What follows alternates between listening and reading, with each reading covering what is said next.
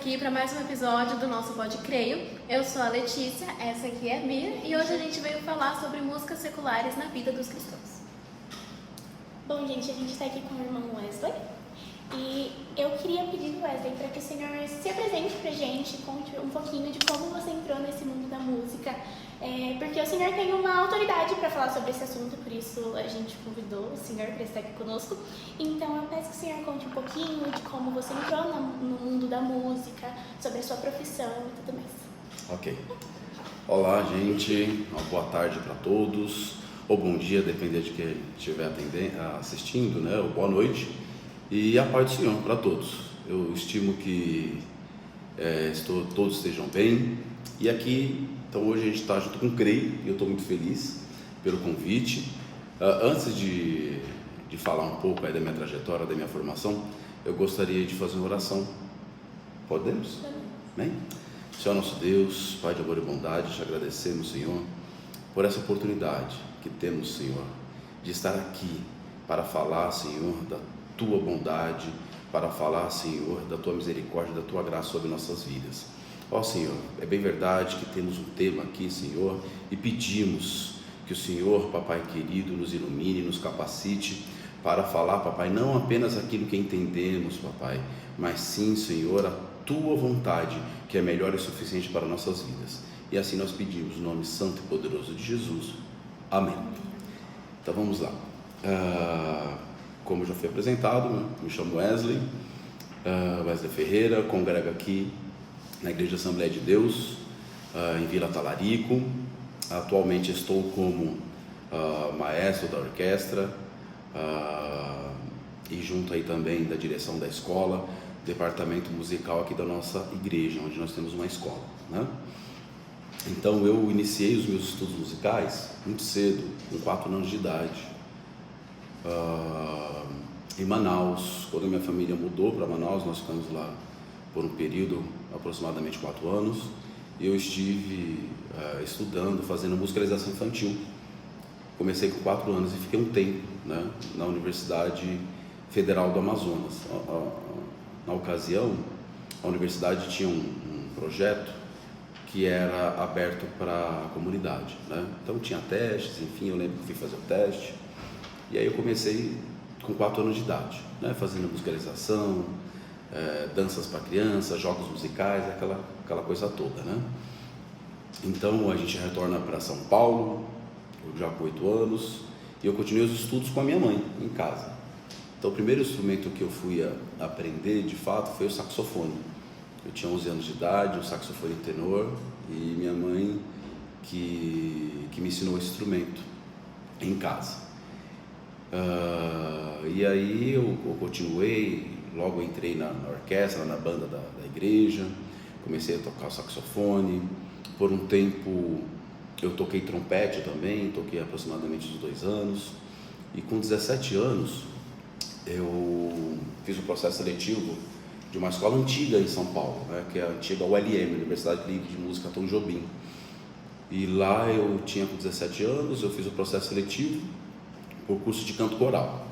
E aí foi pela graça do Senhor, fui aprovado no processo seletivo, então eu estudei lá, eu fiz o curso de canto coral na Tom Jobim, né, na ULM, na antiga ULM, agora a instituição tem um outro nome, né, EMESP, e lá eu me formei em canto coral em 2006.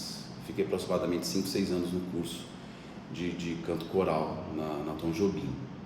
Também estudei saxofone, fiz aulas particulares de saxofone.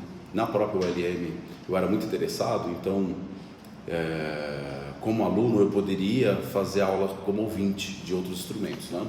Então eu aproveitei ao máximo, fiz aula de saxofone com quase todos os professores que tinham lá na época, que permitiam que eu entrasse na aula. Fiz aula de improvisação, entrei na Big Band da Tom Jobim, na época também, para aprender um pouco. E dando continuidade, eu também fui para a faculdade, para a Universidade de Música, né? Tive a oportunidade de passar pela Faculdade de Cantareira, fui fazer licenciatura na Faculdade de Cantareira, fiz alguns cursos livres de musicalização infantil também, com alguns professores.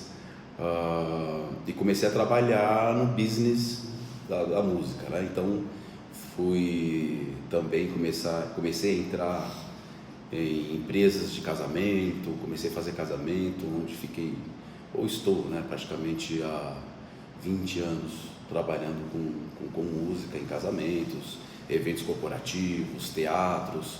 Fiz muitas produções também como músico, gravações, né? Então tenho essa jornada aí acumulada, né? E na igreja desde sempre também, né? Desde sempre trabalhei na igreja com coral, com orquestra, com ensino musical. Então, em resumo, essa é a minha jornada na música. Ah, bacana. Então, assim, como você tem muito tempo, né, de experiência, por isso que a gente chamou você aqui, pra gente falar sobre esse assunto, que muitas pessoas têm dúvidas e muita gente também acaba negligenciando esse assunto. Fala, eu vou ouvir mesmo tal tipo de música, porque isso não tem nada a ver. Então, assim, eu acho que pra gente introduzir melhor no assunto, a gente quer saber o porquê que a música e o louvor têm tanto impacto na vida do cristão e como que isso pode edificar a nossa vida espiritual. Ok, bacana. Isso é muito importante. Qual é o impacto do louvor, né? Qual o impacto da música? Eu acho que a gente precisa deixar bem claro, conceitualmente, o que é uma música, né? O que é um louvor. Então, a gente vai separar, a gente pode inicialmente começar a separar e entender os termos. A gente tem dentro do nosso contexto evangélico a ideia de hino. Por exemplo, a gente tem os hinos da harpa. Aí a gente começa o culto e fala, vamos louvar o hino número 3 da nossa harpa cristã. E a gente tem os outros louvores, que são músicas avulsas, que não necessariamente estão na nossa harpa cristã, mas que são louvores também, né? Que normalmente os grupos cantam. Por exemplo, estamos aqui no Pode Creio. O Creio tem o seu departamento que canta, né, ao longo do culto, ali na liturgia. Nós temos a mocidade dos jovens, nós temos o coral da igreja, nós temos o grupo das irmãs. E esses departamentos acabam louvando a Deus com outras músicas, né? Então vamos lá, o hino, vamos entender aqui o que é um hino. O hino, ele tem uma estrutura, né? Eu não vou me ater tanto à estrutura técnica da música, né, do hino, mas a gente entende que o hino, quando a gente olha para o hino, poxa, ele tem uma estrutura diferente, ele é organizado em estrofes, né? Ele tem um coro, nem todos, alguns não têm um coro, enfim. Então o hino, ele tem essa estrutura onde a gente vai percebendo, onde a gente convoca toda a igreja para esse momento. Não que os outros não tenham também, mas o hino a gente percebe que ele vai ocupando esse espaço da liturgia do culto, onde a gente convoca os irmãos para a adoração, né? Então a gente tem outros tipos de hino também. Hoje a gente chama na igreja de hino os hinos da harpa, ou essas canções que a gente tem na harpa. Mas, por exemplo, a gente tem o hino nacional brasileiro, também é um hino. Perceba que a gente também chama de hino um hino nacional. Então o hino ele tem esse caráter cívico ou nacionalista, né? Com essa estrutura de honra, com essa estrutura onde você busca enaltecer algo ou alguém, um grupo. Então o hino dentro da igreja também não é muito diferente. O hino, então, dentro do nosso contexto evangélico, dentro do nosso contexto cristão, ele também tem esse objetivo, ele tem esse caráter. Então ele tem esse principal objetivo de adoração, né? E uma adoração de quem para quem?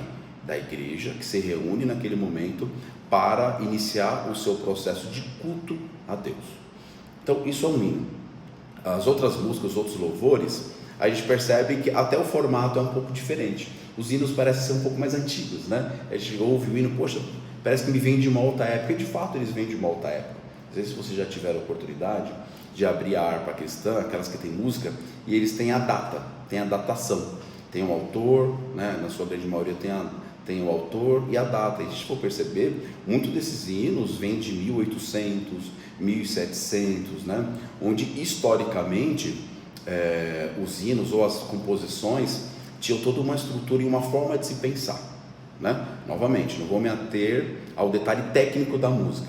Então vamos pensar o seguinte: o hino tem uma estrutura que foi pensada especificamente para um momento específico, que é a adoração da igreja como um todo, e ele tem essa característica, né? Os outros louvores, a gente popularmente vai dizendo que são músicas avulsas, a gente chama de músicas evangélicas, que são possivelmente, na sua grande maioria, de autores ainda vivos, né? Você acha que esses hinos avulsos, eles são considerados músicas à parte, ou a gente pode falar que é um hino? Também? Sim, a gente pode chamar de louvores, né? A gente pode chamar de hino? Sim, a gente pode chamar de hino também. Eu acho que a questão não é tanto se ater ao termo, né? Mas sim com a intencionalidade. Vocês vão perceber que eu sempre vou estar convidando vocês para pensar na intencionalidade da música. Qual o objetivo? O que você busca com essa música? A gente vai se deparar com um tema muito polêmico, né? Que é essa questão da música secular. Eu posso cantar, eu posso fazer, qual é a diferença? Mas ainda respondendo à pergunta da função da música no culto, na edificação, de fato a música ela tem esse poder, porque a partir do momento que você se inclina para adorar a Deus com um louvor, com um hino, o Senhor ele estará ouvindo isso. O Senhor, se for de coração, se for espontâneo, se for verdadeiro, como a palavra fala, que a gente for buscar e adorar Ele, e Ele está procurando verdadeiros adoradores, então o Senhor irá receber, e a nossa vida vai ser edificada pelo Espírito Santo. Então o louvor, o hino, né, dependendo que seja o louvor avulso ou o hino que a gente canta no começo do culto, dentro do nosso contexto, Assembleia de Deus, Ministério do Belém, isso que é muito importante, a gente deixa claro também, vai edificar nossas vidas, porque todas as vezes que a gente se inclina para adorar a Deus, a gente faz isso de coração, a gente tem uma resposta, que é a presença do Espírito Santo, que é a presença de Deus. E isso por si só, para mim, é o benefício maior, é até a presença de Deus, e é estar buscando a presença e o adorando com os nossos hinos, com as nossas músicas. Bom, neurologicamente, quando a gente faz estudos, a gente consegue conhecer mais sobre como a música influencia em nós mesmos. E batida, na questão de batida e tudo mais, e a gente queria perguntar como isso influencia na nossa vida, como acontece, se isso vai ter um impacto negativo, porque algumas pessoas têm o pensamento de eu sou cristão, mas eu também escuto músicas seculares, porque certas músicas não falam coisas erradas, não tem a questão do palavrão, do xingamento, por aí vai. Então a gente quer saber nessa questão como isso influencia, tanto de uma forma neurológica, tanto de uma forma cristã. Legal, bacana. Essa é uma pergunta muito interessante e que talvez já abra aí, dá início às nossas polêmicas, né? Para isso, para dar continuidade, eu gostaria de ler aqui com vocês. Eu falei muito para vocês na IBD, né? Inclusive você que está assistindo, frequente a Escola Bíblica Dominical, que é muito importante. E nas nossas aulas da IBD a gente fala o quê? O que a gente tem reforçado? Qual é o nosso marco principal? Que a Bíblia é o nosso manual máximo de conduta e fé. A resposta para todas as nossas questões de vida, a resposta para tudo aquilo que falta em nós, todos os nossos anseios, todas as nossas angústias, todas as direções que nós precisamos, está na Bíblia. E isso é inegociável, né? Então, para o texto base, para esse momento, eu escolhi o que está registrado em Filipenses, tá? No seu capítulo 4 e o versículo 8. Aí eu respondo a sua pergunta, tá? Quanto ao mais, irmãos, tudo que é verdadeiro, tudo que é honesto, tudo que é justo, tudo que é puro, tudo que é amável, tudo o que é de boa fama, se há alguma virtude e se há algum louvor, nisso pensai. Então, assim, vamos ouvir a palavra, né? A palavra, ela vai estabelecendo critérios. Então, o que eu entendo que na nossa vida a gente precisa estabelecer critérios, parâmetros para a gente agir, para a gente pensar. Tudo que a gente for fazer na vida, é claro que a gente está falando agora sobre um tema específico, que é a música secular, sobre a batida, qual é a influência neurológica, a gente vai entrar nisso. Então, só que a gente precisa estabelecer um critério para a gente conversar. A gente tem que ter um parâmetro, a gente tem que ter um referencial. Se a gente não tem um referencial, como é que a gente vai pensar isso? Como é que a gente vai estabelecer o que é certo e o que é errado? nós estamos aqui hoje no podcast cristão, dentro de uma igreja, dentro de uma organização religiosa que tem os seus princípios muito bem estabelecidos, né? Nós somos cristãos, nós estamos numa igreja pentecostal e nós temos a nossa forma de professar a nossa fé. Então, minimamente, a gente precisa ter um alinhamento com essa instituição. Claro, quando eu falo instituição, é considerando a sua organização humana, como a gente se organiza, né? As instituições, para existir, elas precisam ser organizadas, precisa ter um mínimo. Observe, a gente está num prédio aqui, né? A gente está num prédio, numa sala desse prédio, tem uma luz, tem um ar-condicionado, tem uma água aqui, né? A gente observa aqui que tem toda uma estrutura que é custeada com valor, né? Que precisa ser paga a conta de água, precisa ser paga a conta de luz, né? Então, assim, as organizações precisam estar preparadas para existir, para atuar. Então, o que eu estou dizendo para vocês é, se a gente está numa instituição, a gente precisa se apropriar desse lugar que nós estamos, que nós ocupamos. É lógico que a Bíblia, ela vai ser sempre o nosso manual máximo de conduta e fé. Eu sempre vou precisar consultar a Bíblia para, inclusive, entender se o lugar onde eu estou é, de fato, um lugar bíblico, né? Se eu realmente estou seguindo a Bíblia como o meu manual de conduta e fé, né? Então, isso posto, eu penso que isso é muito importante a gente entender que nós estamos dentro desse contexto de igreja. A gente vai começar a entender um pouco melhor que critérios são esses, parâmetros é esses que eu estou dizendo para vocês. Então, neurologicamente, quando a gente vai estudar, isso é um tema, é até um tema que você tem dentro da licenciatura em música ou dentro do mundo acadêmico, pós-graduação, né, que vai falar sobre os efeitos. De uma forma breve e rápida, o que a gente aprende é o seguinte, inclusive esses dias eu vi não teste a palavra, mas foi qual é a palavra que se dá? Foi um trabalho que foi feito por neurologistas sobre o efeito da música no corpo. E era muito interessante que o teste era o seguinte, eles pegaram uma vitrola, você sabe o que é vitrola? A vitrola, aquele negócio que toca o vinil e fica rodando, foi muito interessante.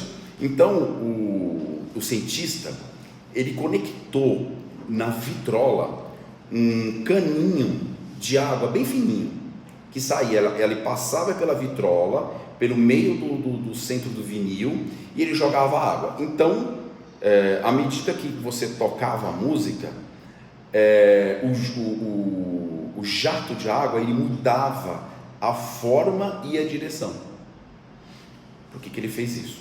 A tese ali defendida era o seguinte: o nosso corpo, é sabido que o nosso corpo é composto aproximadamente 75% de líquido, de água, né? E o nosso sangue corre pelas veias, pelas artérias, né? Toda a comunicação do corpo, todos os nutrientes são levados pelo sangue, né? Aí o que acontece é o seguinte, eles estavam mostrando pra gente qual era a influência, batidas, qual era a influência de determinado ritmo no corpo humano. Então ele estava mostrando ali que a depender do tipo de música que ele colocava ali, mudava totalmente o fluxo da água daquele caninho que estava no meio da vitrola. E aí ele fazia as questões. Você está pensando na música que você escuta, né? E olha que não era um teste ali, não era um experimento, nem bem a palavra, não era um experimento cristão, mas o neurocientista, ele estava olhando de fato com impacto, né? Na primeira infância, na criança, no desenvolvimento do intelecto da criança, no desenvolvimento emocional, psicossocial da criança, como que existem vários experimentos, inclusive estudos, né, por grandes faculdades que vão apresentando dados de evolução de inteligência em desenvolvimento psicossocial nas crianças que foram expostas a determinadas músicas. Por exemplo, você pega músicas clássicas como Mozart, Haydn, Schubert, e você expõe a criança desde pequenininha a ouvir aquelas músicas, aquelas canções, aqueles sonetos, e a criança, ela se desenvolve de uma outra forma comparada a outras crianças que não tiveram a mesma oportunidade. Então a gente sabe que neurologicamente a música ela tem um efeito no ser humano. Agora, pensando a gente na vida adulta, será que também tem? A gente, olhando para a história geral, a gente percebe que a música, ela esteve presente em todas as situações do ser humano. Você tem música para aniversário, né? Você tem música fúnebre para quando as pessoas falecem, você tem música para guerra, né? Você tem música para ritos, para rituais, isso aí vai entrar, e você tem rituais de todas as origens. Você tem ritual cristão, você tem ritual de religiões de base africana, você tem rituais espírita, você tem música para todos os tipos de rituais. Então, perceba, lembra que lá no começo eu falei, vamos deixar bem claro que instituição nós estamos? Nós estamos na igreja evangélica, pentecostal, e estamos aqui de forma voluntária. Eu acredito que todos que aqui estão, não estão forçados, ninguém está colocando uma arma na cabeça, fica aqui, você tem que ficar aqui, você tem que pegar aqui, porque senão eu vou te pegar na saída. Não, a gente está aqui porque de alguma forma a gente primeiramente foi tocado pelo Espírito Santo, isso ardeu no nosso coração. É bem verdade que muitos têm uma história familiar, e isso é muito bonito, pessoas que vêm, que cresceram já dentro do âmbito cristão, outros não, outros entraram no nosso contexto cristão, evangélico, pentecostal recentemente, né? E isso é o evangelho, né? E isso é a obra do Senhor, e essas pessoas estão entrando nesse contexto, estão absorvendo de alguma forma a instituição, estão absorvendo também de alguma forma como a gente se organiza como instituição. Então, dentro do rito, já puxando para cá, para o nosso contexto de igreja, perceba que a gente não ouve qualquer música. Não é qualquer música que a gente coloca ou que a gente faz uso, que a gente toca, que a gente canta para iniciar o nosso culto, né? Não é qualquer música, inclusive, que a gente usa, ou as denominações cristãs, evangélicas, pentecostais, não são qualquer música que é usada para as nossas festas. Por quê? Porque existe uma intencionalidade naquilo, existe inclusive um respeito e um alinhamento à palavra. Então, perceba que tem critérios, e o critério é a palavra. Mas é porque eu achei, porque eu vi um coach falando isso, Y e a tese, tá, mas buscou aonde? É bem verdade, em meus estudos, eu não sei tudo, né? Isso é importante dizer. Eu fui fazer algumas pesquisas, verificar teólogos, músicos teólogos, né? Eu não tenho o curso de bacharelado em teologia, mas eu fui fazer minhas pesquisas. Então, dentro dessas pesquisas, a gente vai percebendo que a Bíblia não fala especificamente, não vai ouvir música secular dessa forma, não vai ouvir a música X ou Y, mas a Bíblia ela é muito clara e objetiva sobre o que é adoração e o que não é adoração, né? Então a gente entende à luz da Bíblia, inclusive, que Deus, ele não aceita que a gente divide a nossa adoração com ele. Wesley, mas a gente está falando de música, sim. Só que a Bíblia é bem clara também que a gente adora a Deus com o nosso modo de viver. A gente adora a Deus só cantando hinos? Não. A gente adora a Deus, inclusive, dando bom testemunho no trabalho, não falando palavrão, não mentindo, não roubando, não fazendo nada daquilo que está na contramão daquilo que a palavra de Deus nos ensina, que é bom, agradável. E a gente leu agora há pouco, né? Aqui em Filipenses 4:8, e foi muito claro, quanto ao mais, irmãos, tudo que é verdadeiro. É verdadeiro? Olha o critério aqui, olha de onde eu estou tirando a sustentação do meu pensamento. Será que essa música é verdadeira? De onde vem essa música? Aí segue, tudo que é honesto. Há honestidade nisso? No contexto, nessa letra, existe honestidade? A gente tem exemplos de músicas que não são honestas, não são verdadeiras.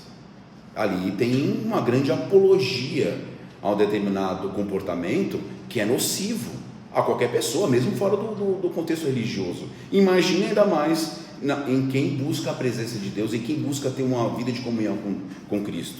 Então, os critérios, o referencial, eu escolhi esse versículo exatamente para ajudar a gente a nortear, porque é muito difícil, porque a gente é bombardeado, a gente abre o celular, abre o Instagram, tá cheio de pseudos pastor, tá cheio de pseudos orientadores, falando à torta e à direita o que pensa, do jeito que, como entende a coisa, e vai ali colocando, e é muita informação, e isso é muito perigoso, porque se a gente não tem um parâmetro, se a gente não tem um critério, se a gente não tem para onde olhar, para a gente se defender, fica muito difícil.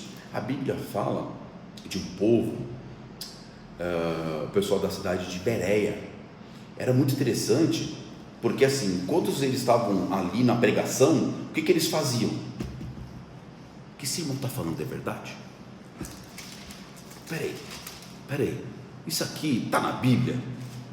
Falava qualquer tema polêmico ou que faltava ali na memória, corria para a Bíblia. Então, por isso que eu falo que a Bíblia é linda e maravilhosa, porque ele é o nosso manual máximo de conduta e fé.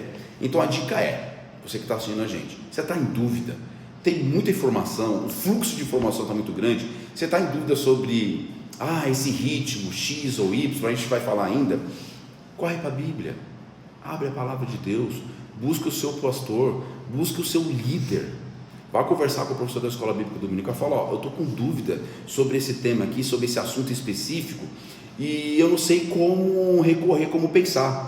A palavra de Deus, ela vai te direcionar e vai guardar a sua mente e o seu coração. Uma pergunta também que eu tenho, que é uma dúvida bem sincera, que é como isso pode impactar na cultura. Porque aqui no Brasil a gente adora de uma forma, a gente tem louvores assim que alguns são mais animados, outros não, mas, por exemplo, se a gente for nos Estados Unidos, é uma adoração diferenciada. Aqui, por exemplo, a gente não fica pulando, batendo palma, algumas igrejas sim, mas não é muito comum. Lá eles adoram, eles fazem meio que uma roda e eles ficam todos assim, cantando juntos em comunhão. Se a gente for também lá pra África, é uma adoração completamente diferente. Só que se você trazer aqui pro Brasil, é uma adoração que espanta e muita gente até fica criticando a forma de adoração de outros países, falando que falta, às vezes, até temor ou pudor a Deus, sendo que não é uma coisa única. Eu acredito pelo menos que Deus, ele está também no nosso dia a dia e na nossa cultura, e ele compreende isso. Só que eu acho também que muitos cristãos, eles acabam se perdendo nesse quesito por causa de cultura, fica atacando a adoração, mas e se for genuíno, se for uma adoração sincera, eu acredito que não seja pecado. Então, assim, será que a música, assim, ela também, aqui no Brasil, por exemplo, a gente não tem músicas muito animadas no meio gospel, algumas tem, mas não muito comum. Só que em outros países não, outros países podem até, assim, ter um choque também à nossa adoração. E aí, como que fica isso? Será que a gente pode adorar de outros meios, de outras culturas? Como é que isso pode impactar no meio da gente, assim, como igreja, como união? Então, boa pergunta. É interessante, é o seguinte, lembra que no começo eu comecei considerando a instituição, e essa questão cultural, ela é importante também. Então, vamos lá, para a gente começar, Salmos número 100, vamos lá no seu versículo 4, começando no 4, né? Celebrai com júbilo a Deus todas as terras. Todas as terras, está falando de todas as regiões do mundo.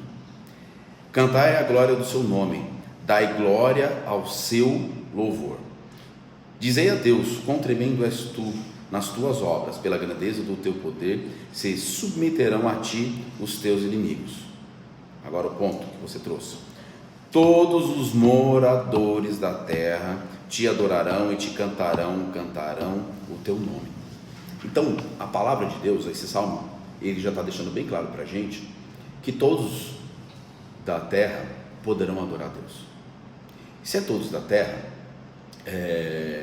isso vai falar de regiões diferentes, de povos diferentes, de culturas diferentes, né? São povos diferentes, e se a gente crê na palavra de Deus como inspirada, inerrante, infalível, e aqui está escrito que todos os povos adorarão a Deus, e aqui quem escreve considera o povo, cada um ao seu modo e sua forma. Então é natural que a gente tenha formas diferentes da nossa aqui no Brasil, em São Paulo, Zona Leste da capital, o seu jeito de adorar.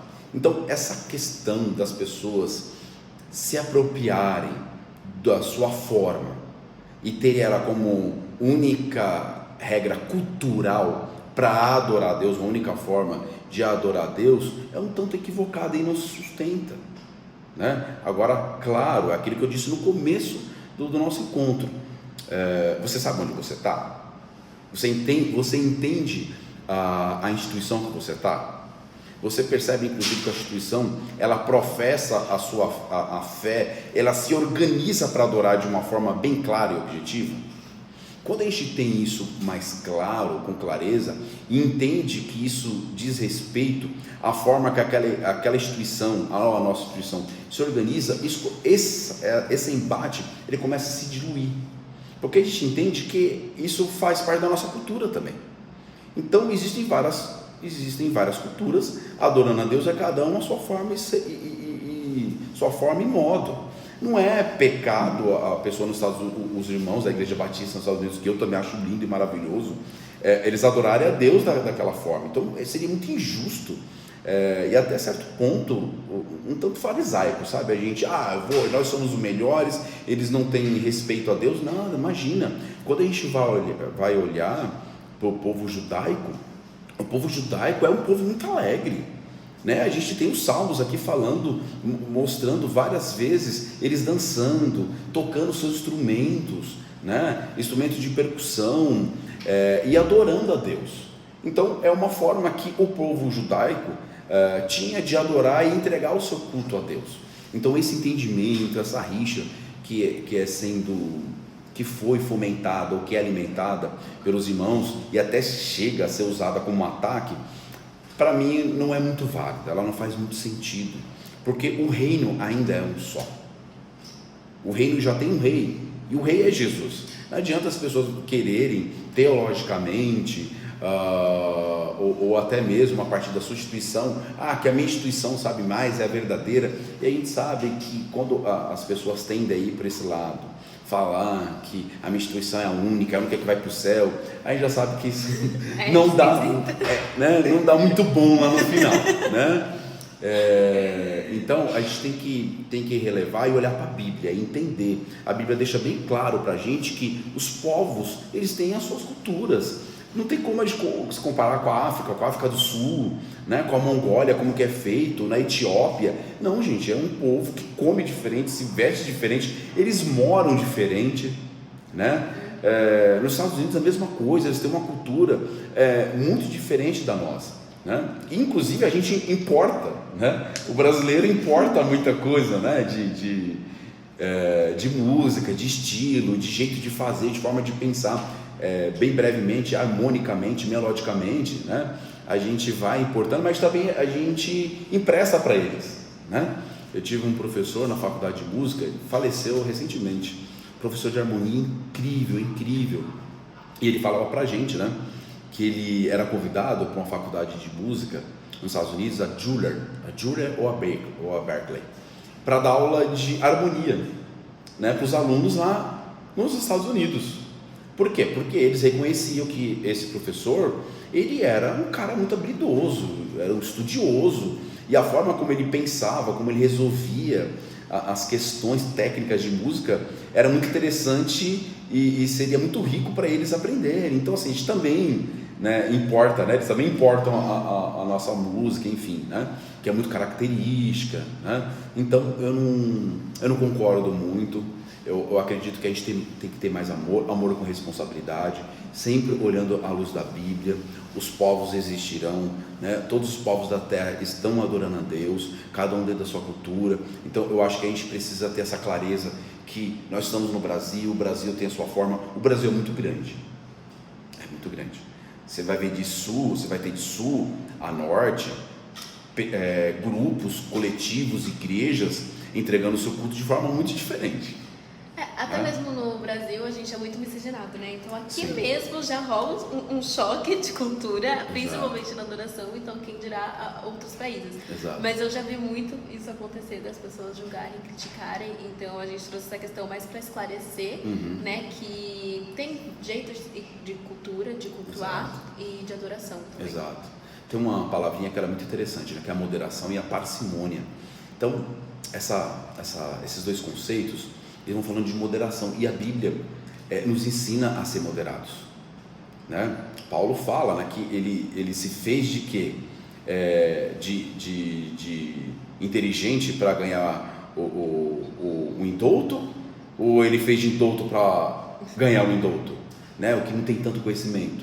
Então, isso vai falando de uma estratégia de uma pessoa sensível, de uma pessoa habilidosa, que ele se renuncia, né? Ele renuncia a sua arrogância, ele ao renunciar à sua arrogância, ele tira, né, essa miopia, essa cegueira espiritual, essa cegueira religiosa que afasta as pessoas. Imagina se o Paulo fosse tão rígido, ele não ia conseguir pregar para ninguém, né? A gente sabe, Paulo, um grande escritor da Bíblia, né? Eu não lembro, são 13 epístolas de Paulo. Imagina se ele ia conseguir fazer tantas viagens, falar com tantas pessoas diferentes naquele contexto, naquela época tão complicada, né? Se ele ia conseguir se comunicar. Então a gente perde muito quando a gente deixa de ler a palavra e observar esses grandes personagens, né? Esses grandes homens que foram inspirados por Deus, e nos dá uma aula de sociologia, nos dá uma aula de psicologia, nos dá uma aula de social muito grande. E se a gente olhasse com carinho e buscasse em Deus discernimento, a gente evitaria tanto transtorno, tanto confronto dentro da igreja. Então é isso, eu penso dessa forma. Vamos entender onde estamos, como estamos, que organização é essa. Quando a gente começa a entender e conseguir nomear, isso é importante, a gente conseguir nomear. Se você entende que você está na Assembleia de Deus, Ministério do Belém, em São Paulo, isso já é meio caminho andado. Você vai entender, poxa, Assembleia de Deus tem lá o seu manual de profissão de fé, né? Eles vão falando sobre os pontos máximos da Bíblia, né? Como eles vão entendendo. Ok, lê aquilo lá para você entender que igreja é essa, como é que a sua igreja pensa as questões máximas da Bíblia. A Batista também tem, a Presbiteriana também tem. Então é um exercício que às vezes pouco fazemos. A gente não busca entender que instituição é essa que a gente está, e aí a gente começa a fazer o quê? Falar mal. Eu estou na Assembleia, não, mas você entendeu como é que a tua igreja se organiza? E o porquê? E tem um porquê também, né? Não pode ser só autoritarismo, não pode ser só aquela coisa forçada, né? Então eu acredito que a gente evitaria muito desconforto se a gente olhasse para os grandes personagens da Bíblia, né? Então Paulo, ele nos dá essa lição de como viver a palavra. Ele dá essa lição para a gente de como a gente entender qual é o nosso compromisso com Cristo, né? Qual é a nossa responsabilidade, qual é a nossa missão aqui. Então, a partir do momento que a gente deixar de lado toda essa rigidez, né, toda essa religiosidade, né, todas essas práticas que mais afastam as pessoas de Deus do que necessariamente as levam até o encontro, eu acredito que a gente vai obter êxito na nossa missão de ser uma igreja evangélica, aquela que leva a palavra de Deus às pessoas. Falando em cultura, recentemente viralizou um álbum na verdade, mas tem uma música em específico que a discussão rolou justamente em torno desse assunto que a gente estava tendo, tanto cultural, tanto outras adorações, né, que o Brasil tem, ultimamente o Brasil tem traduzido muitos hinos que vêm internacionalmente, principalmente dos Estados Unidos. E aí, usando isso como desculpa, meio que um grupo fez uma música nacional que fala que inclui muito a cultura, principalmente a cultura do Nordeste, só que ficou uma coisa meio equivocada. E aí a gente queria pedir a sua opinião, tanto sobre como que isso pode ter sido abordado da melhor forma, porque meio que eu acredito, pelo menos na minha opinião, é que perdeu muito foco. Não ficou muito claro no hino que Deus era o centro ali da adoração e rolou uma discussão em torno de uma coisa que não era pra ser, enquanto o hino poderia ser, ai, que adoração linda, virou tipo, isso é uma adoração, isso é um louvor. E aí o nome da música se chama Uê, e aí o refrão dessa música tem outra também que eu quero falar, que é outra do álbum, só que fala assim, agora que o Zé entrou e todo mundo viu... Quem entrou? O Zé. Tá. Não, é que eu não tinha entendido. Zé, entendi. Não, tudo bem. Tá. E todo mundo olhou, e todo mundo riu, ninguém se acostumou, mas o céu se abriu. Agora que a fé ganhou e a Maria sambou, sua saia balançou, alguém se incomodou com a cor que ela mostrou, mas o céu coloriu. E aí eles começam falando Auê, dança na ciranda da fé que te abriu. E aí a música também fala muito, com a folha eu aprendi como se deve cair. Enfim, o contexto da música é muito bonito, fala de uma pessoa que não se sentia pertencente, mas aí depois veio o Senhor, né, e meio que incluiu essa pessoa, acolheu essa pessoa e amou. O Senhor ou o Zé? Essa foi a questão. Entendi. Eu sei que eles estavam se referindo ao Senhor porque eles vieram com essa música como se fosse uma música evangélica. Só que se você não falasse com uma música evangélica, gera essa dúvida. Zé, que Zé? Quem é esse tal de Zé? E virou um assunto muito falado na internet. Todo mundo tava comentando, chegou pra todo mundo. Foi Instagram, Twitter, TikTok, todos os lugares, ficou muito famoso. E pessoas de outras religiões começaram a falar, porque os principais nomes citados é Zé e Maria. A gente tem a questão do samba, aqui na nossa igreja a gente não tem essa questão da dança, mas em outras igrejas E a tem. saia E a saia balançar também. E outras religiões começaram a citar isso, tipo, como assim isso é uma música evangélica? Eu tinha uma pessoa que eu conhecia que ela conhece, ela não é da religião, mas ela sabe como funciona. E eu perguntei pra ela, você acha que isso é uma... Escuta essa música e me fala a tua opinião. E ela falou, é uma música da Umbanda? Eu falei, não, é um louvor. E ela ficou em choque, porque realmente não parece em nenhum momento é citado o nome do Senhor. Então a gente quer saber como funciona, qual é a opinião do Senhor nessa questão de um suposto louvor onde o Senhor não é citado, onde o Senhor não é basicamente tudo da música. E a desculpa disso foi uma questão cultural. Porque lá no Nordeste todo mundo é Zé. Entendi. Porque a gente fala muito disso, mas aí a questão é que não foi um louvor só pro Nordeste. Também tem na questão de José, né, que eles falam, de José e Maria. Maria. Tem muitas questões, mas é aquilo, quando eu tava te falando da música, você ficou... Quem é Zé? Quem é esse? Vamos lá. Eu acho que a Lê, ela trouxe um aspecto muito interessante, que é a definição. Poxa, eu fiquei em dúvida se é Deus ou não. Essa não é uma questão nova, tá? Não é uma questão nova, inclusive, para aqueles que servem ao Senhor, né? Essa ambiguidade, sabe? A gente não entende se está aqui ou se está lá, se é daqui ou é de lá, né? A ambiguidade, né? No sentido de não definir muito bem, ou não deixar muito bem claro. E o apelo para justificar ou sustentar a ambiguidade é que no território X ou Y, na região X ou Y, se é assim, ela tem que ser tomada e levada com muito cuidado. Como vocês falaram muito bem, poxa, mas a música não vai ser ouvida só no Nordeste ou no Norte do país. A música é uma música que pode tomar proporções, inclusive, intercontinentais. Ou pensando no seu país, como é que as pessoas vão entender isso, né? E as coisas do Senhor, o que a gente aprende com a Bíblia, inclusive com as coisas do Senhor, como a gente já leu hoje, né? Elas têm que ser honestas. A gente leu aqui, não foi? Há pouco tempo, honestas. No sentido, não estou chamando de desonesto quem fez a música, até porque eu não ouvi a música ainda, mas no Instagram eu vi muitos trechos de muito evangélico falando, enfim, minha percepção.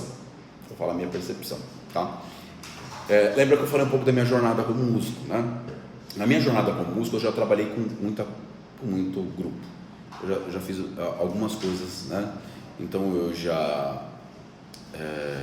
trabalhei com samba, samba, pagode, já toquei no instrumento, já trabalhei à noite como músico, já trabalhei em teatro, já fiz música clássica, que a música clássica era um culto a alguma entidade. E você entendia que aquilo era um culto a alguma entidade. Por que eu estou falando? Estou trazendo isso e vou vincular isso inclusive à palavra, né? Mas essa experiência que eu estou trazendo para vocês é o seguinte: lembra que eu falei sobre instituições? Como as instituições se organizam? Vamos pensar o seguinte: no mundo espiritual não existe neutralidade. Isso é importante para quem está ouvindo a gente. No mundo espiritual não existe neutralidade. Ou você é daqui, ou você é daqui, né? Existe um movimento no mundo que é chamado de ecumenismo, que é a ideia de você juntar todas as religiões, porque somos todos irmãos, né? E parece até muito bonito, né? Que a gente tem que ter paz, e a gente, verdade, é interessante a gente prezar pela paz, pela boa convivência, ok, isso está certo. Mas, do ponto de vista relacional, ok, né? A gente tem que se respeitar as religiões. Agora, do ponto de vista de culto, de adoração, não dá para ser neutro. As outras religiões, elas não são neutras. A gente tem que ter bem isso precisa estar bem claro. Bem claro. Pode continuar, gente? Desculpa. É que eu pensei que tinha cortado aí, tá? Então vamos seguir. Por que isso tem que dar bem claro pra gente? Porque às vezes a gente ocupa um posicionamento muito frágil diante dos ataques, né? Diante das acusações. Hoje, os grupos políticos, eles apresentam posições ideológicas que vão muito na contramão da fé cristã, né? E a gente percebe que grupos e outras religiões, eles têm posicionamento bem claro sobre como eles professam a fé deles. Se eles assim o fazem, por que a gente também não vai se posicionar? Vocês vão entender onde eu quero chegar. Então assim, se você adora a Deus, você vai adorar a Deus. Se Deus não está no centro do louvor, se não é cristocêntrico, então não é louvor. Também dá nome ao Deus, né? É lógico. Exatamente esse Deus. Você tem que dar nome e dar sobrenome aí, meu jovem. Quem que você está adorando? Tantos nomes, né? Pois é. Porque a música em nenhum momento fala, é o Senhor, é o leão da tribo. Não falou nada. Fala você, Izé. E aí a gente respeita essa questão, que lá, eu acho que um colega meu, inclusive do Nordeste, do trabalho, né? Hoje, por mais que eu tenha essa jornada como músico, enfim, como educador musical, eu trabalho na área da saúde mental, né? Inclusive por causa da minha formação como músico. Então eu estou na saúde mental aí há 11 anos, né? E eu creio que foi providência de Deus para me ensinar algo sobre o ser humano, sobre a fragilidade do ser humano, sobre a mente do ser humano. Isso é algo que eu agradeço a Deus, que eu tenho aprendido muito na saúde mental. Então, essa questão de você não saber quem está sendo adorado, né? Qual o nome, e você justificar ou argumentar porque numa determinada região todo mundo tem aquele nome, para mim é um argumento um tanto frágil e não se sustenta. Do ponto de vista que, tudo bem as pessoas naquela determinada região serem chamadas de Zé, mas o Deus é o Deus de todas as regiões. Exatamente. De todas as regiões, e ele tem um único nome, e a palavra é só uma. A Bíblia é Bíblia no Sul, no Norte, no Nordeste, é Bíblia no Brasil, a Bíblia é Bíblia na África, é Bíblia nos Estados Unidos, na Europa, para os asiáticos. A Bíblia é uma só, e Deus é um só. Então, ok, meu irmão, você quer representar, você quer ter uma questão de representação de um determinado local, ok, tudo bem, você pode trazer isso, mas deixa claro para todo mundo quem é o seu Deus. Deixa claro para todo mundo que você está adorando a Jesus Cristo. Então, vocês percebem como não se sustenta? Né? Pelo apelo cultural. Então, agora eu posso até ter um posicionamento um pouco radical demais. A gente tem que tomar muito cuidado que, pelo apelo da cultura, que tudo é válido. Não. Daniel e os seus amigos mostrou pra gente que não. Né? Era daquela forma. E eles não se inclinaram. Então a gente tem que ter posicionamento. Então aceitar tudo porque é bonito. A música, a música como arte, ela tende a ser bela. É lógico que, particularmente, nem todas as músicas eu gosto, porque, enfim, porque eu tenho direito, liberdade de expressão e dizer que não são todos os estilos e gêneros musicais que eu gosto, mas eu gosto de muita coisa, né?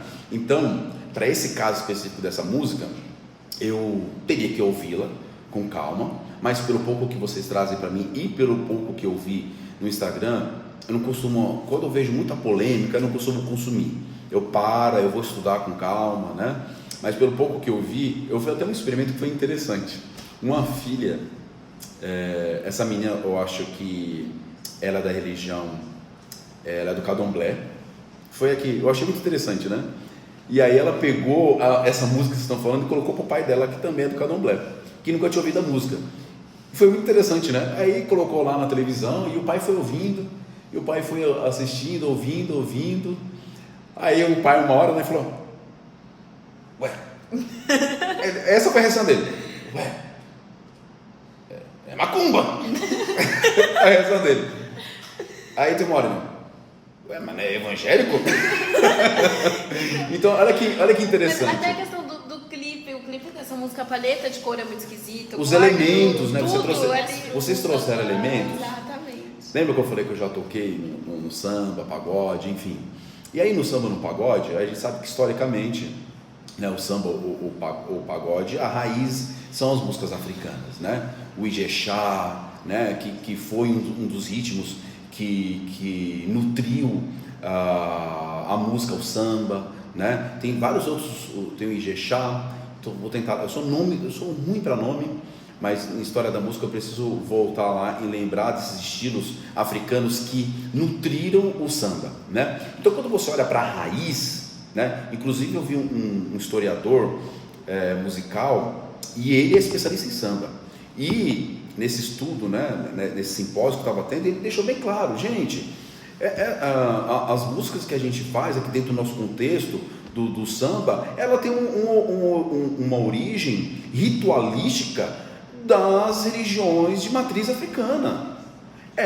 São músicas que em sua essência para adorar as nossas entidades. Então por que vocês estão pegando e estão tocando aí dentro da igreja de vocês? E não é porque é cultura que convém você porque exatamente. Tem a origem da cultura também. É claro, como você mesmo falou, você falou na miscigenação. Qual é a consequência da miscigenação? Qual é a consequência desse encontro de povos diferentes? Esses povos, eles vão se relacionar, né? Eles vão se unir, e o povo futuro vai ser o que a gente chama do que nós somos hoje, né? Vai ter elementos de cada origem ali, né? Só que a gente precisa olhar para esses elementos e saber o que é o que, qual é o nome que a gente dá para esse elemento. Vocês foram trazendo a saia rodando, né? Vocês foram trazendo alguns nomes que a gente percebe que são elementos que são bem estabelecidos dentro de um culto específico, dentro de um ritual específico, né? Então assim, não há dúvida aqui, né? E eu não estou falando mal no sentido condenando, eu estou dizendo que a minha religião, que a forma que eu professo a fé, se organiza ou projeta o seu culto de uma outra forma. Aí a gente entende que o nosso culto é para Deus, Deus da Bíblia, Jesus Cristo, nosso Salvador, e nós cremos que nós temos o Espírito Santo que está conosco, intervindo em nossa vida. Então não há neutralidade nisso. Isso precisa ficar bem claro para você que está ouvindo. Não há neutralidade, porque na outra organização, do outro lado, no outro grupo, bom, aí podem falar assim: mas esse irmão aí agora está criando divisão. Gente, não é questão de criar divisão, é entender que a sociedade se organiza de uma forma, os grupos, os coletivos têm interesses diferentes, né? As pessoas defendem propostas e causas diferentes na vida, porque elas entendem que essas causas são importantes. Agora, a gente tem que tomar muito cuidado, principalmente com ideologias, quando o apelo para sustentar, perceba que nesse caso aqui foi o apelo da região, foi regionalista. Porque a região aqui, todo mundo chama Zé, lá todo mundo pode chamar Maria, e aí a gente queria representar os nossos conterrâneos aqui. Ok, esse foi o apelo, mas a gente tem experiências que argumentos ideológicos também estão dentro das músicas. Elas podem estar dentro da música para quê? Para passar uma mensagem que não é a mesma nossa, que não é a mesma mensagem, que não é a mensagem bíblica, não está ali para adorar, não é cristocêntrica, você não percebe a adoração. Lembra que a gente tinha que lembrar qual era o objetivo de hino? Lá no começo do podcast eu falei, qual é a intencionalidade? Aí eu coloco vocês para pensar, qual é a intenção dessa música? Essa música está para adorar? Quem fez essa música? Num dado debate, eu ouvi um teólogo, um músico falando que a gente tem que saber separar o mensageiro da mensagem. A gente pode condenar a mensagem, mas não o mensageiro. Opa, toma cuidado com isso, tem que tomar muito cuidado com isso, porque às vezes a sustentação pode ser embasada a partir da profecia.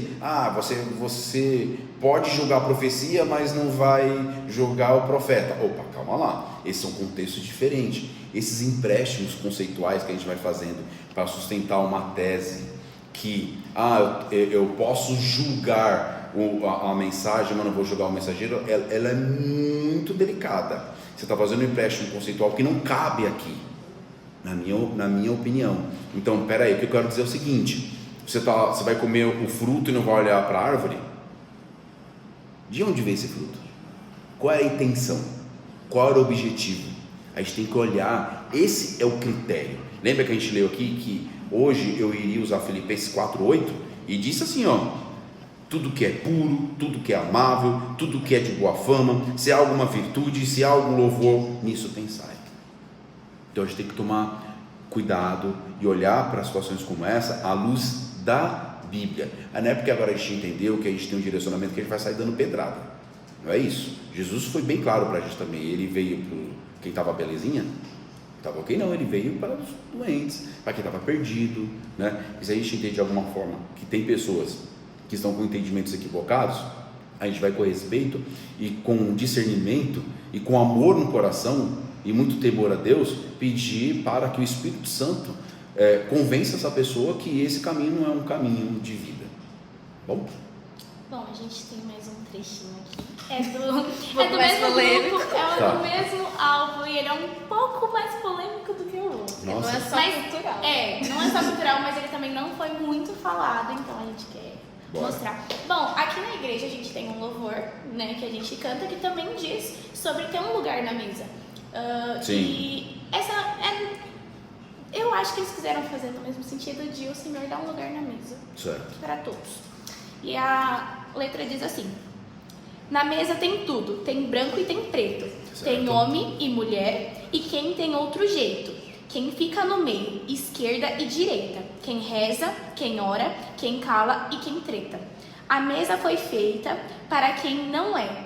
Na mesa quem puxa o coco é a fé e quem manda é ele. A mesa é sem fome e quem for achar, eu acho que era ruim, ou é ruim mesmo, que converse com ruim. Ruim. Ruim. Que converse com o homem. E continuando a prosa, eu tava pensando aqui numa parada. Se a mesa tá cheia de pão e de graça, por que não abrir para o povo da praça? Se a solidão já está enterrada, por que eles choram sozinhos na calçada?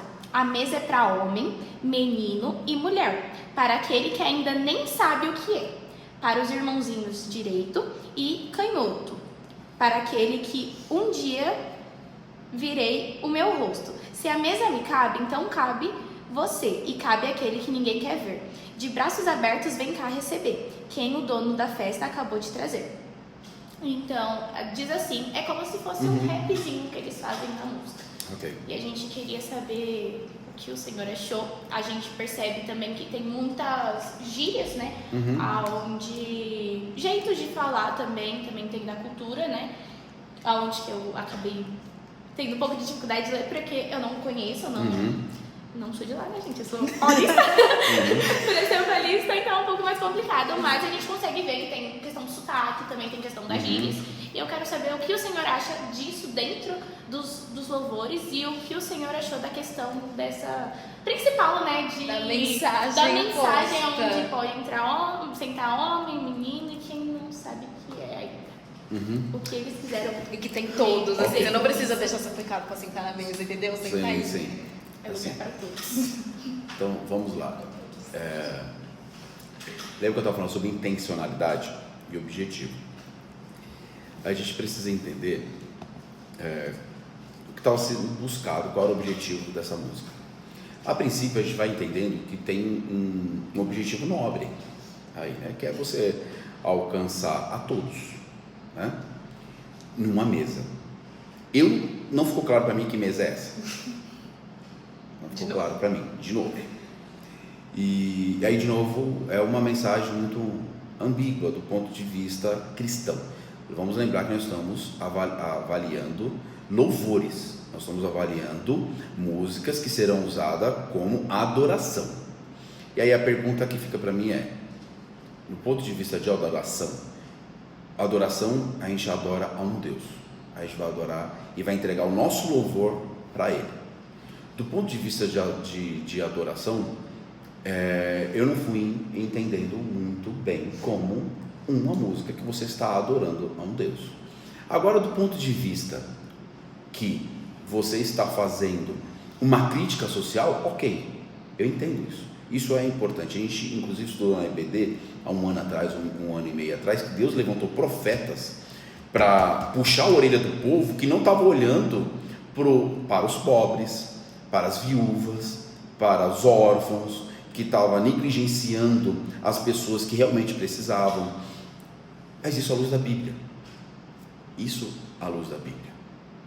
Então, vamos lá. A gente tem que tomar muito cuidado com uma coisa que eu já falei para vocês nas aulas da EBD, sobre a falácia, sobre o engodo, sobre o engano. O que é a falácia? A falácia, logo, esse ano é ano de eleição, né? Daqui a pouco a gente vai se deparar novamente com a falácia. O que é a falácia? Nosso político bonitinho, o que é nosso voto? Ele vai chegar lá na televisão, naquele programa horário político lá, né? E vai falar assim, ó, na rua, aí na Vila Talarico, tá faltando iluminação pública, né? Tá ruim, né? Eu vou arrumar. Tá faltando segurança aí, vocês estão sendo assaltados, né? Direto, o tempo todo, né? Poxa, que coisa. Tá. Não tem uma faculdade aí pública acessível aí pertinho, ou cursos preparatórios, né? Vou mandar aí, tá bom? Vou fazer. Não é verdade que a gente precisa de todas essas questões? Mas olha só o que está acontecendo na falácia. Ele está se apropriando de algo que é verdadeiro para conseguir o voto. Não é verdade que tudo isso aqui que as pessoas precisam sentar na mesa de Cristo? Na mesa de Cristo. Na mesa de Cristo. Isso está bem claro. Que mesa é essa?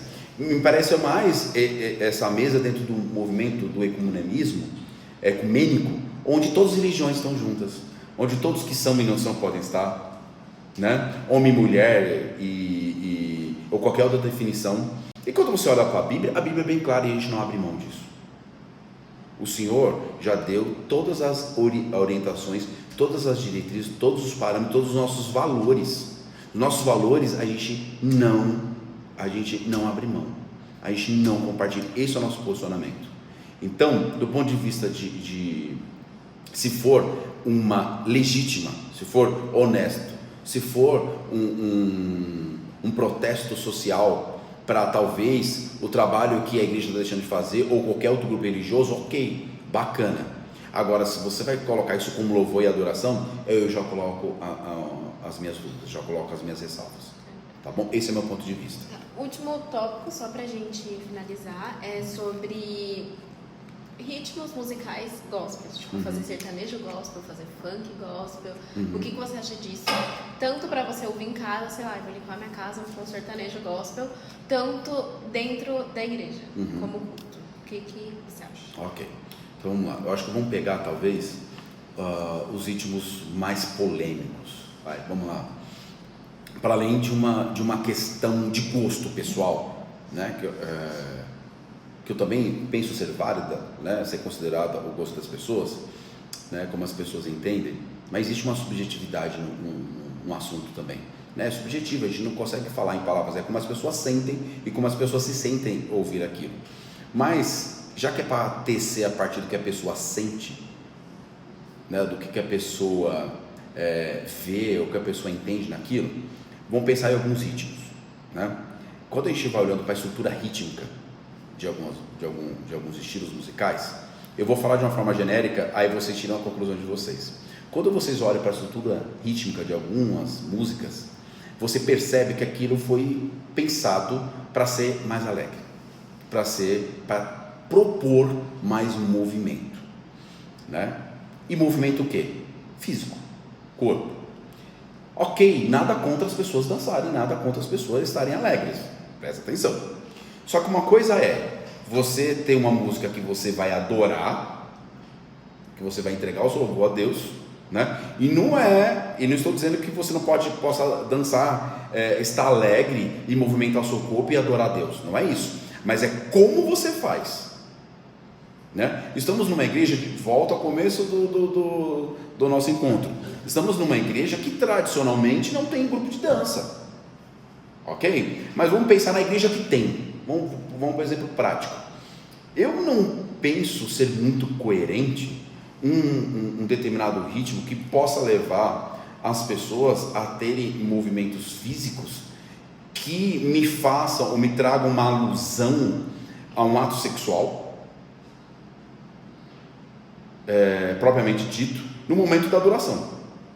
Isso é muito controverso para mim, muito controverso. Então a gente tem que tomar muito cuidado com algumas propostas que são levadas para dentro do culto, que não são coerentes. E aí, legal, foi falar também aqui que eu posso ouvir em casa, né? A gente, como cristão, a gente aprende que nós temos que adorar a Deus com a nossa forma de viver, ó. Tá aqui, ó. Até separei aqui para vocês, ó. Em Romanos 12, diz o seguinte: rogo-vos, pois, irmãos, pela compaixão de Deus, que apresentei os vossos corpos em sacrifício vivo, santo e agradável a Deus, que é o vosso culto racional. Culto racional é o quê? É o que você tem que pensar o que você está fazendo. Você tem que pensar naquilo, no seu culto, como é que você vai entregar o seu culto a Deus. Os nossos pastores têm explicado para a gente que quando somos baseados com o Espírito Santo, não é um momento de êxtase que você perde seu controle e você sai. Não, o Espírito Santo de Deus, ele é ordeiro, ele vai te encher, mas você vai ter controle do seu corpo, né? Então é racional. Então, se é racional e eu tenho que pensar o quanto que determinado ritmo, quanto estilo, quanto que aquilo me leva para a minha edificação, quanto que aquilo me leva para estar emocionalmente, psiquicamente entregue a Deus, ou quanto que aquilo está me sugerindo para uma emoção que me remete a uma memória de sexualidade exacerbada, exagerada, pessoas nuas, pessoas fazendo apologia a crime, né? Aquilo te leva para uma situação psíquica que não tem nada a ver com o culto. Não convém, né? Não é, então assim, é lícito naquele momento você, no seu culto. Agora lá em casa também, estou ouvindo determinado ritmo. Peraí, o que você está fazendo ao ouvir essa música? Como é que é a sua dança? Vamos pensar nas pessoas que dançam. É uma dança onde o movimento é leve, né? Você está ali ensaiando o movimento, o balé, lembra, né? Ou jazz clássico. Como é que é isso? Ou é uma dança que simula o ato sexual? Então eu acredito que não há coerência com essa proposta que todos os ritmos de qualquer jeito, não é assim, né? Então quando a gente para pensar racionalmente, a gente percebe que há um desencontro totalmente das propostas. Agora tem outros ritmos que são acelerados também. Inclusive, recentemente a gente recebeu um pastor, não sei se vocês lembram, que ele gosta de samba. Lembra? Ele falou publicamente que ele gostava dos hinos, né? E aí quando você percebia, né, ali nos hinos dele, era um ritmo de de samba, mais atenuado, mais tranquilo, né? E estava ali. Eu ainda não quero entrar muito no mérito, que vai dar muito, a gente está indo para o final, vai dar muito pano para manga. Mas a gente teve muito problema com o rock, a gente teve a Oficina G3, as bandas, o Resgate, lá no 1980, né? Os movimentos surgindo, o Resgate, a Oficina G3, a gente teve banda de rap, cristão, Templo Soul, muitas bandas que inclusive eu gostava, né? E eu ouvi muito. Quando você parava para ouvir, era um rap? Só quando você vai parar para analisar o ritmo, o rap, como ele surge como um protesto do povo negro que sofria racismo, né?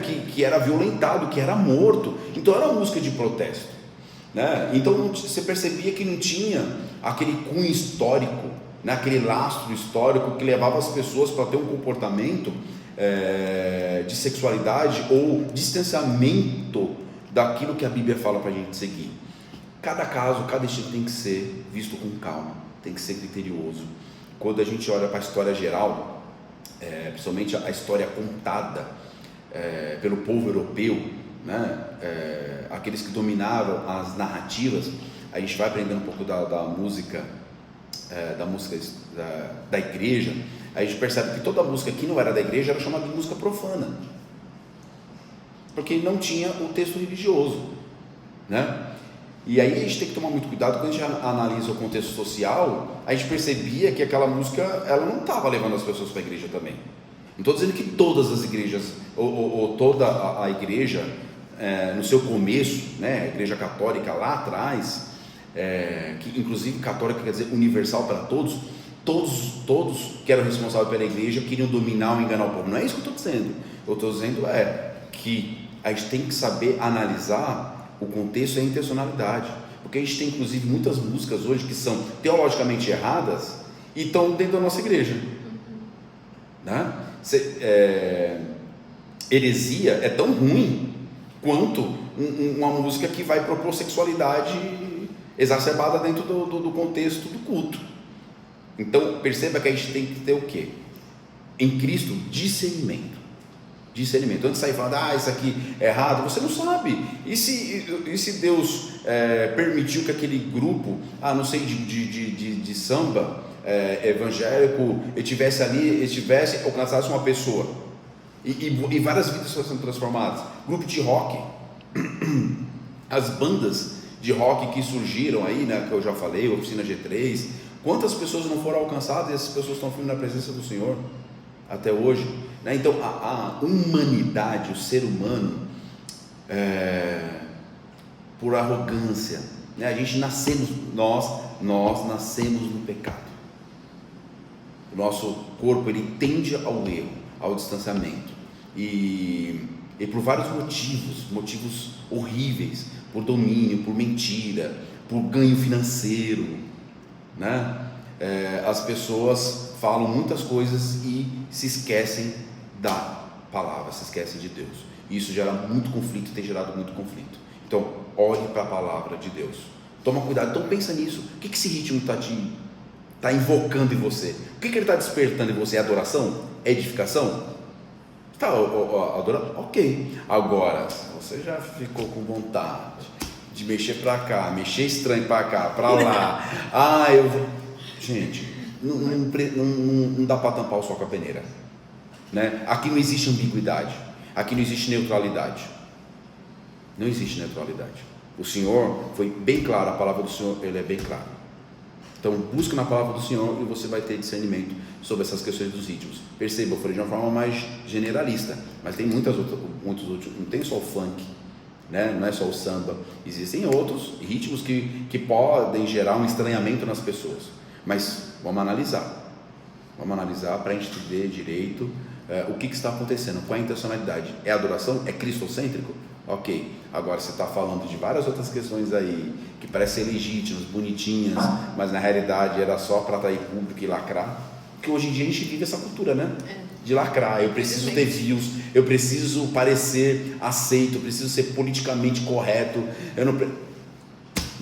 Na realidade você está só defendendo uma pauta ideológica e o evangelho está ficando de lado, né? Verdade. Bom, então é isso. quer falar alguma coisa, alguma pergunta? Bom, espero que vocês tenham gostado. Comentem aí o que vocês acham. Muito obrigada por fazer parte, foi maravilhoso. Obrigada por esclarecer as nossas dúvidas, né? Acho que ficou tudo muito claro. Agradeço muito, foi muito produtivo. E é isso, gente. Muito obrigada e até o próximo Pode Crer. Tchau, gente. Dá um tchauzinho aqui pra trás. Deus vos abençoe. Deus vos abençoe.